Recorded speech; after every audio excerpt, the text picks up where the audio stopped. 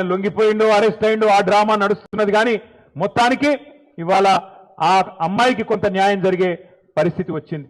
ఇవాళ నేను ఒకటే అడుగుతా ఉన్నా ప్రధానమంత్రి మోడీ గారిని, అయ్యా మీరు అంటున్నారు బేటీ బచావ్ బేటీ పడావ్ అంటున్నారు, కేవలం నినాదాలకే పరిమితమైతే న్యాయం జరగదు. మోడీ గారు బహుశా భారతదేశంలో మొట్టమొదటిసారి ఒక కేంద్ర మంత్రి కొడుకు మీద లుకౌట్ నోటీస్ ఇచ్చే పరిస్థితి వచ్చింది.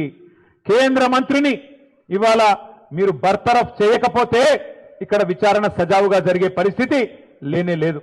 ఎందుకంటే ఆ తప్పు చేసిన వ్యక్తిని దాచిపెట్టింది ఎవరు? 9 రోజులు ఎవరు దాచిపెట్టిండ్రు?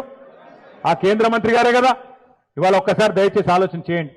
నిజంగా కూడా ఇలాంటి వ్యక్తులు పదవుల్లో కొనసాగుతూ ఉండడం అది తెలంగాణకే కాదు భారతదేశానికి కూడా అవమానకరం. మైనర్ బాలికకు అన్యాయం చేసింది కేంద్ర మంత్రి కొడుకైతే మైనర్ బాలిక తల్లిదండ్రుల్ని భయభ్రాంతులకు గురి చేసింది స్వయంగా కేంద్ర మంత్రి. ఆయననే పిలిచి బెదిరించి వాళ్లను మరి ఇబ్బంది పెట్టే ప్రయత్నం చేసినారు. ఇంత తీవ్రమైన కేసును నీరుగార్చే ప్రయత్నం చేసింది ఈ రాష్ట్ర ముఖ్యమంత్రి.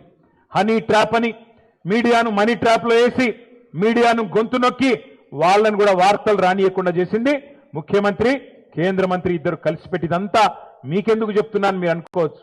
ఎందుకంటే ఒకటే ఒక్క డిమాండ్ మనందరిది ఈ సమావేశం ద్వారా, ఖచ్చితంగా కేంద్ర మంత్రి గారిని వెంటనే బర్తరఫ్ చేయాలని ఈ సమావేశం నుంచి మీ చప్పట్ల ద్వారా కేంద్ర ప్రభుత్వానికి మనం డిమాండ్ చేద్దాం.